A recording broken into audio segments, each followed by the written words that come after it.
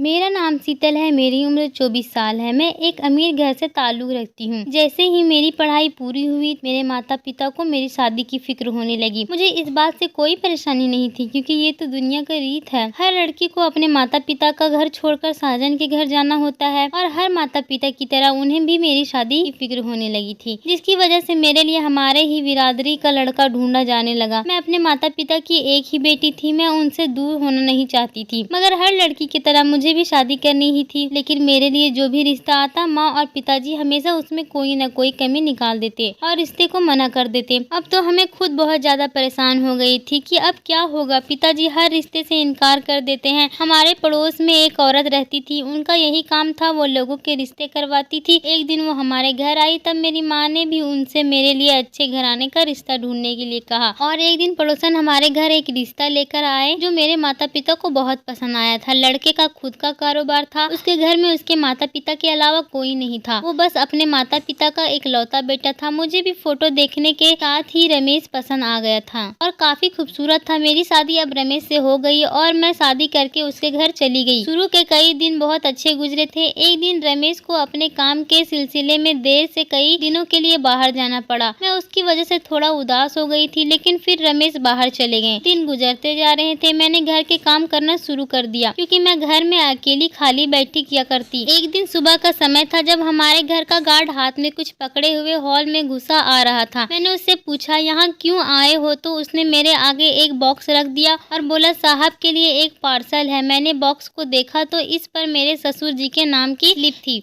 मैं ये देखकर सोच में पड़ गई कि इस उम्र में ससुर जी को पार्सल कौन भेज सकता है। मैंने जब बॉक्स को खोलना चाहा तो मेरी सास ने आकर मुझसे ऐसा झपट लिया जैसे उनकी कोई चोरी पकड़ी जा रही हो। मैं ये देखकर हैरान थी उनकी यह हरकत पर। मैं सोच में पड़ गई। वो मुझसे बिना कुछ कहे अंदर चली गई और उनके पीछे पीछे ससुर जी भी अंदर कमरे में चले गए और दरवाजे को अंदर से बंद कर लिया। मैं अपनी रजरे को झुकाते हुए वापस अपने कमरे में चली गई। मैंने उस पर इतना ध्यान नहीं दिया था। रात हो गई तो मैं सो गई, मगर मेरा दिमाग जो था वो बार बार सास और ससुर की तरफ जा रहा था। न जाने उस बॉक्स में ऐसा क्या था जो मेरी सास ने मुझसे ऐसे खींचा था, और वो थोड़ा घबराई हुई थी। सुबह हुई तो मैं आंगन में आकर बैठ गई। जब मैंने ससुर को बाहर आते देखा तो मैं हैरानगी से उनकी तरफ देखने लगी। वो अपने ऊपर एक चादर ओढ़े हुए थे और उस चादर में न जाने क्या छुपा रहे थे, या फिर मुझे ऐसा लग रहा था क्योंकि उनका एक हाथ चादर के अंदर था। मगर हैरानी की बात ये थी कि उनकी टांगों में हमेशा बहुत दर्द रहता था। उसने ठीक से चलना भी नहीं जाता था। मगर आज ऐसे में वो कहाँ गए थे, और ऐसी कौन सी बात थी जब वो बाहर निकले और नौकर तक को नहीं बताया था। मैं आगे बढ़ी और सोचा कि चलो उनसे पूछ लूं कि उन्हें किसी चीज की कोई जरूरत तो नहीं, मगर उन्होंने मेरी बात का साफ इनकार कर दिया। और मैं हैरान तब रह गई कि जैसा कल हुआ था बिल्कुल वैसा ही आज हुआ। ससुर और सास दोनों अपने कमरे में चले गए। मैं उनके पीछे एक कमरे तक गई कि सास ने दरवाजा मेरे मुंह पर बंद कर दिया। मैं हैरानी से ये सब कुछ देख रही थी। मैं कान लगाकर सुनना चाहती थी कि अंदर क्या बात हो रही है, मगर मुझे अंदर सिर्फ शोर ही सुनाई दिया। मैं हैरान थी कि अंदर तो सास और ससुर सिर्फ दो लोग थे, फिर इतना शोर क्यों आ रहा है। उसके बाद मैं अपने कमरे में चली गई। ऐसे ही दिन गुजरते जा रहे थे और मेरे ससुर रोज यूं ही सुबह सुबह न जाने कहां से घर आते और ऐसा मालूम होता कि उनके हाथ में कोई चीज मौजूद है। वो मुझे दिखाना नहीं चाहते थे, मगर मैं जानना चाहती थी कि वो क्या था। सुबह यूं ही वो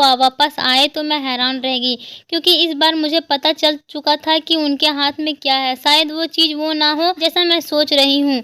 कुछ कह नहीं सकते, मगर मुझे शक तो था। उनके हाथ में एक फिल्म की सीडी थी। मैं हैरान थी कि क्या सास ससुर फिल्म देखते हैं और किस तरह की फिल्म देखते हैं जो उन्हें कमरा बंद करना पड़ता है। मैं इन सोच में गुम रहने लगी। फिर एक दिन मैंने फैसला किया कि जरूर पता करके ही रहूंगी, सास और ससुर ऐसा क्यों देखते हैं। तभी मेरे ससुर जी बाहर से आ रहे थे। उनके हाथ में वो फिल्म की सीडी थी। वो तेजी से कमरे की तरफ जाने लगे। ससुर जी दरवाजा अंदर से बंद करने ही वाले थे कि तभी मैं भी उनके पीछे तुरंत कमरे में अंदर चली गई। मैंने उन्हें बोला कि वो दरवाजा बंद करके अंदर क्या कर रहे हैं, जिससे उनके चेहरे का रंग उड़ गया। मगर मेरे ससुर ने जवाब दिया कि वो फिल्म देखते हैं। मैं उनके जवाब पर हैरान नजरों से उन्हें देख रही थी। अगर वो फिल्म देखते हैं तो उन्हें सबके सामने क्यों नहीं देखते, या फिर दरवाजा बंद करके ही फिल्म क्यों देखते हैं। ऐसी क्या जरूरत है। मुझे कहीं न कहीं उन पर और उनकी बातों पर शक होने लगा, मगर मैं चुप रही और वहाँ से चली गई। उन्होंने दरवाजा बंद कर लिया। मैं दरवाजे के पास आई और कान लगा लगाए ताकि सुन सकूं कि वह सच में फिल्म देखते हैं या सिर्फ एक झूठ है। मगर अंदर से मुझे शोर की आवाज सुनाई देने लगी, जिस पर मुझे थोड़ा बहुत यकीन हो गया कि क्या पता वो सच में ही फिल्म देख रहे हैं। अब ऐसा रोज रोज होने लगा था। रोज मेरे ससुर खुद फिल्म की सीडी लाते और मेरी सास और ससुर अपने कमरे में जाते, दरवाजा बंद करते और फिल्म देखने लग जाते, जबकि मैं बाहर परेशान अकेली बैठी रहती थी। शादी से पहले मैंने सुना था कि घर के बड़े बुजुर्ग घर की रौनक बढ़ाते हैं, पर यहाँ तो उल्टा ही था। सास ससुर सारा दिन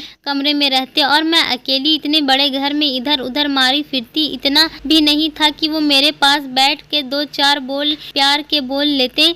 एक दिन मेरे दिमाग में एक आइडिया आया और मैं अपनी बेचैनी को खत्म करने के लिए मेरे पास बस एक यही तरीका था। मैंने उसे अपनाने का सोचा था। अगले दिन मैं हैरान रह गई कि मेरे ससुर सीडी लेकर नहीं आए थे, बल्कि वह घर से ही नहीं निकले थे। ना ही कोई बॉक्स या पार्सल घर पर आया। मैं इंतजार में थी कि कब सीडी आए। 6-7 दिन गुजर गए मगर मेरे ससुर घर से बाहर कहीं नहीं गए। मैंने बातों बातों में उनसे पूछा तो वो कहने लगे कि तुम तो जानती हो बेटे मेरी टांगों में कितना दर्द रहता है, इसलिए वो बाहर नहीं जा सके। मैं इस बात पर भरोसा करने के बजाय हैरान थी, क्योंकि उनकी टांगों के दर्द का तो मुझे पता था, मगर वो तो शुरू से था और सीडी तो पहले भी लाते थे। और यही बात मैंने उनसे कह दी कि दर्द तो आपके टांगों में हमेशा से ही रहता है, आप तो रोज ही सीडी लेकर आते थे, फिर 6-7 दिन से क्यों नहीं ला रहे हैं। तो ये सुनकर उनके चेहरे का रंग उड़ गया था। वो मुझसे गुस्से में बोले कि मैं उनकी किसी भी बात से मतलब ना रखूं, वरना मेरे लिए अच्छा नहीं होगा। मैं हैरान होकर और रोती हुई वहाँ से चली गई। मुझे उनसे अब थोड़ा डर लगने लगा था। जिस तरह उन्होंने मुझे ऐसा बोला था, अब मेरा शक यकीन में बदलता जा रहा था कि जरूर ही कोई ना कोई बात हो। अगले दिन वो सीडी लेकर आए और फिर उस फिल्म को सास के साथ देखने के लिए अपने कमरे में चले गए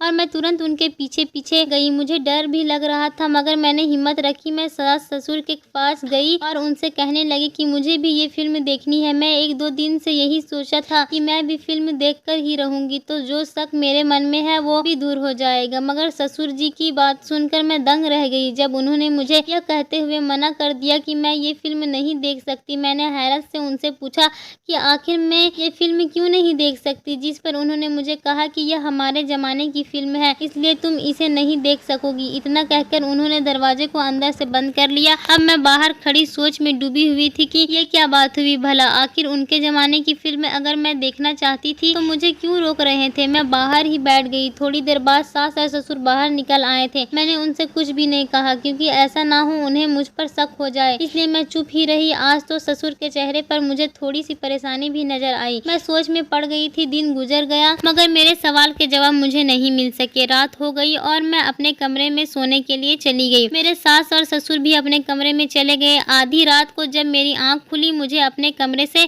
घुटन सी लग रही थी, तो मैं बाहर निकल कर आ गई। और जब मैं अपने आंगन में आई तो मैं दंग रह गई, क्योंकि 2 आदमियों को मैंने दरवाजे से बाहर देखा, जिन्हें देखकर मैं हैरान रह गई थी कि आखिर वो लोग कौन है। मेरा दिल किया कि मैं अंदर चली जाऊं, मगर मेरी हिम्मत नहीं हुई। मैंने पूछा कि वह लोग आखिर कौन है। दोनों के चेहरे पर चादर थी, जिसकी वजह से मैं उन्हें देख नहीं सकी। मगर अचानक मेरी आंखों के सामने अंधेरा छा गया। घबराते दिल के साथ मैं वहीं जमीन पर गिर पड़ी। मुझे नहीं पता था कि वो दोनों लोग कौन थे और हमारे घर में क्या कर रहे थे। सुबह मेरी आंख खुली तो मैं कमरे में मौजूद थी। मुझे सर में बहुत तेज दर्द हो रहा था और मैं ये सोच रही थी कि मैं कमरे में कैसे आई। मुझे कुछ भी याद नहीं था। मुझे अचानक रात की बात ध्यान आई और मैं बाहर की तरफ भागी, जहाँ मेरे सास और ससुर बैठे थे। उन्होंने मुझे देखकर वहाँ अपने पास बिठाया और मैंने पूरी बात उन्हें बताई कि कैसे मैंने 2 लोगों को रात के अंधेरे में घर में देखा था। मैं बहुत परेशान थी। उनकी बात सुनकर मैं थोड़ा शर्मिंदा हो गई। जब मेरी सास ने मुझे कहा कि मैं उन्हें आवाज लगाती, उन्हें बुलाती अगर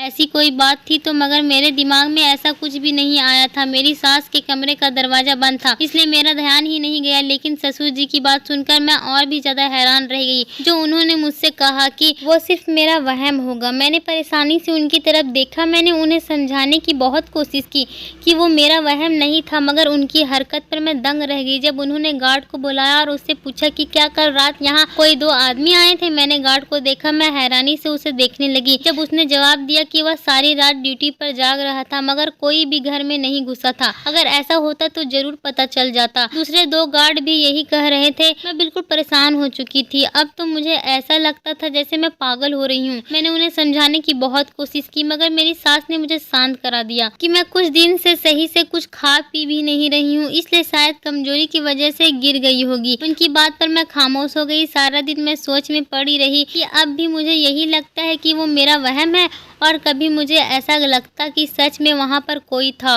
और उसी में से किसी एक व्यक्ति ने मुझे बेहोश किया था। क्या सच था और क्या झूठ, मेरी समझ में कुछ भी नहीं आ रहा था। मैं बहुत घबराई हुई थी। रात के 9 बज रहे थे जब मैंने ससुर को बाहर जाते देखा। मैं हैरान रह गई। मैं बगैर कुछ भी सोचे समझे उनके पीछे चल पड़ी कि शायद मुझे कुछ पता चल सके, शायद मैं जान सकूं कि फिल्म का क्या राज है जो वो अकेले कमरे में बंद होकर देखते थे। उनके पास गाड़ी थी, लेकिन मैं पैदल ही उनके पीछे चल रही थी। मैं चोरी छुपे उनके पीछे जा रही थी। वो आगे एक जगह जाकर रुक गए, फिर वो एक दुकान में गए। शायद वो सीडी की दुकान थी। 15 मिनट बाद उस दुकान से बाहर निकले। जब वो निकले मैं हैरत में उन्हें देखने लगी। उनके हाथ में वाकई में एक सीडी थी। उनके जाते ही मैं उस दुकान में गई। मैं पूरी तरह से शक के दायरे से बाहर आना चाहती थी। इसी वजह से मैंने दुकानदार से पूछा, मगर फिर कुछ सोचते हुए वहीं पर रुक गई और कुछ सीडी खरीद कर वापस घर आ गई। घर आकर मैंने सास और ससुर का कमरा बंद पाया। मैंने दुकानदार से कोई सवाल जवाब नहीं किया, क्योंकि क्या पता वो मेरे ससुर को बता देता, जिसकी वजह से मैं मुश्किल में आ जाती और फिर मैं ऐसा कोई खतरा मोल नहीं ले सकती थी। इसलिए मैंने उस दुकानदार से कुछ भी नहीं पूछा था। जो मुझे करना था वो खुद ही करना था। अगले दिन दोपहर को ससुर वो सीडी ले आए। मेरे दिमाग में अचानक एक बात आई थी जो मैंने अभी नोट की थी। ससुर जो सीडी सुबह लाते थे वो अलग तरीके से ला रहे थे। तो कभी रात को लाते, तो कभी सुबह को और कभी दोपहर। मगर ऐसा क्यों? अब इस बात ने मुझे हिला ही दिया था। खैर मैं ससुर के पास पहुंची और उनसे बोली कि मुझे भी उनके जमाने की फिल्में देखनी है, चाहे फिल्म कैसी भी हो, मुझे जरूर देखनी है। जिस पर उन्होंने मुझे बुरी तरह से घूरा और उस पर मुझे बेहद सख्ती से मना किया। वो फिल्म मैं नहीं देख सकती थी या फिर मैं उसे नहीं देख पाऊंगी, और कहने लगे कि हम फिल्म अधूरी नहीं छोड़ते। और ससुर जी ने ये कहते हुए कमरा बंद कर लिया जहाँ सास पहले से ही थी। मगर मुझे तो ये चक्कर समझ में ही नहीं आ रहा था। इसके बाद मैं अपने कमरे में आ गई और इन्हीं सारे सोच में गुम थी कि तभी मेरे पति रमेश का मुझे फोन आया। मैंने जब उसकी बात सुनी तो हैरानी के साथ मैं बहुत खुश हो गई। मेरे पति बरसों घर वापस आ रहे थे। मैं फिर उनके आने की तैयारियां में लग गई। शायद मैं बहुत ज्यादा सोच रही थी। वैसे भी जितना ससुर जी गुस्से में थे, क्या पता वो मेरे साथ क्या करते। बेहतर यही था कि मैं इस मामले से दूर रहूं, और मैंने यही सोचा था। रात का वक्त था जब मैं बाहर बैठी थी, जब ससुर अचानक बाहर निकले।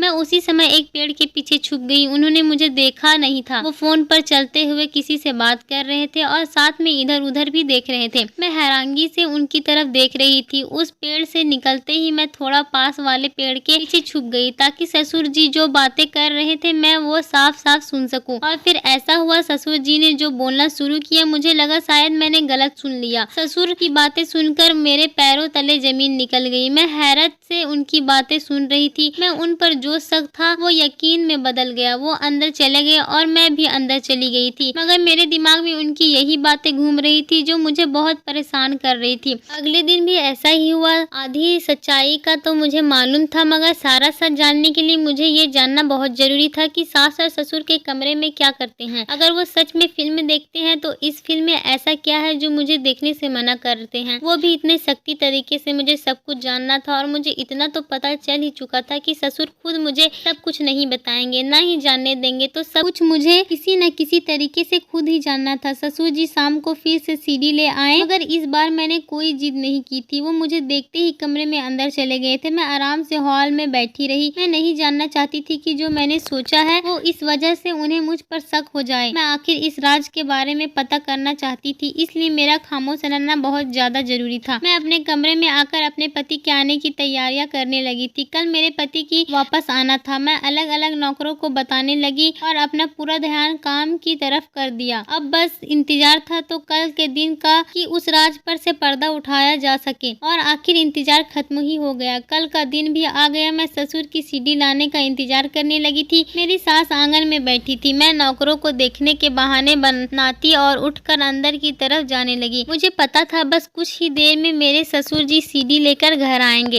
तभी अपने सोचे समझे फैसले के मुताबिक मैं अपने सास और ससुर के कमरे में छुप गई कि आज पता लग जाना चाहिए कि मेरे सास ससुर क्या फिल्म देख रहे थे जो वो मुझसे छुपा रहे थे। मेरे पति को भी आने में थोड़ा ही वक्त था, मगर मुझे उससे पहले इन सब बातों के बारे में पता करना था। मैं यही सब सोचते हुए कमरे के अंदर चली गई। उन्होंने सीडी को प्ले किया और फिर देखना शुरू कर दिया। उन्होंने सीडी को प्ले किया, वो फिल्म शुरू हो गई और मैं ध्यान से उसे देख रही थी। और जैसे जैसे मैं देख रही थी मैं शर्म के मारे पानी पानी हो गई थी। मैं हैरान थी तो आखिर ये बात थी। 30 मिनट के बाद वो फिल्म खत्म हो गई। मैं गुमसुम वहीं बैठी थी। मुझे पता नहीं था कि अगर सास और ससुर को मेरे यहाँ होने के बारे में पता चल गया तो मेरे साथ वो क्या करेंगे। मैं अपने प्लान का इंतजार करने लगी। 6 ही मिनट गुजरे थे जब उनके दरवाजे पर दस्तक हुई। उन्होंने जब दरवाजा खोला तो वो दंग रह गए और मैं भी उसी वक्त उठकर बाहर की तरफ भागी। मुझे अपने कमरे से बाहर आता देखकर वो हैरत में पड़ गए। सास और ससुर को इस बात का पता चल गया था। तभी मुझे गुस्से से घूर रहे थे। मैंने उनसे कहा कि वह खुद अपनी कहानी बताएं कि मैं बताऊं।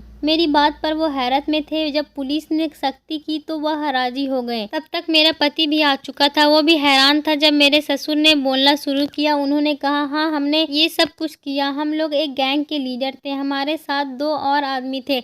हम सालों से इस काम में और इसे अंजाम दे रहे हैं। हमारा काम लड़कियों को अगवा करना है और हमने कई लड़कियों को बाहर के देशों में भेजा है। उनमें से कुछ से भीख मंगवाते हैं और हाथ पैर तोड़ देते हैं और उनमें से कई लड़कियों को जबरदस्ती हम गलत कामों में लगाते हैं। हमारी पूरी एक गैंग है। हम यह काम काफ़ी सालों से कर रहे थे और अब तो हमारे कदम अच्छी तरह यहाँ पर जम चुके थे, इसलिए हमें कोई पकड़ नहीं पाया था। हमारा रोज का काम कैसा चल रहा है इसको जानने के लिए हम सीडी को ग्राहक की तरह एक दुकान से खरीदते और फिर उस सीडी को देखते। कोई गलती होती तो कॉल करके बता देते। हमें कोई पकड़ नहीं पाया था। आज तक ये सारी दौलत हमने इसी से इकट्ठा की है। पता नहीं इस लड़की को कैसे पता चल गया। मैं तो इससे पहले ही दिन जान से मार देना चाहता था, मगर मेरी पत्नी ने मना कर दिया। शायद इसके दिल में अपनी बहू के लिए रहम आ गया था और इसके पहले मैं इसका कोई और बंदोबस्त करता। इससे पहले ही ये हम तक पहुंच गई। ससुर मुझे गुस्से से घूर रहे थे और जिस पर मैं हैरान थी। मेरे पति भी हैरानी से खड़े थे। मेरे पति ने कभी सपने में भी नहीं सोचा था कि सालों से वो किस तरह की जिंदगी गुजार रहे थे। उस रात उन्हें इन सब बातों के बारे में पता चला और उन दोनों आदमियों को देखना मेरे कोई वहम नहीं था, बल्कि वहाँ एक ससुर और दूसरा उन्हीं के साथ मिला हुआ एक आदमी था। गार्ड को भी ससुर जी ने अपने साथ मिला लिया था। सीडी वाला दुकानदार भी उनके साथ मिला हुआ था। ससुर जी समय इसलिए बदलते थे ताकि किसी को उन पर शक ना हो। मेरे पति को काफी शर्मिंदगी हुई। पुलिस मेरे ससुर और मेरे सास को पकड़ कर ले गई और उनके जरिए बाकी सब को भी गिरफ्तार कर लिया था। कितनी अजीब बात थी ना। हमने वो घर छोड़ दिया। मैं पढ़ी लिखी थी। मैंने काम करना शुरू किया। मेरे पति ने वो सारा पैसा अलग अलग एनजीओ के ट्रस्ट को दे दिया था। हमने मिलकर काम किया। आज सालों बाद हमारा एक छोटा सा कारोबार है। मैं खुश हूँ कि मेरे पति जल्दी संभल गए। हर लड़की से मैं बस यही कहना चाहती हूँ, कभी भी माँ बाप को छोड़कर घर की दहलीज पार मत करो। वो लोग जो आपका साथ देने का दावा करते हैं, आपसे बड़ी बड़ी बातें करते हैं, आप नहीं जानते कि वो असल में आपके दुश्मन हैं। अगर सच में वो आपको चाहते हैं तो अपने माँ बाप के सामने लेकर जाते ना कि चोरी छुपे आपको घर से भगाने की सलाह देते ना कि आपको गुमराह करते। दोस्तों, उम्मीद करती हूँ आपको हमारी कहानी पसंद आई होगी। कहानी पसंद आई है तो वीडियो को लाइक करें और चैनल को सब्सक्राइब करें।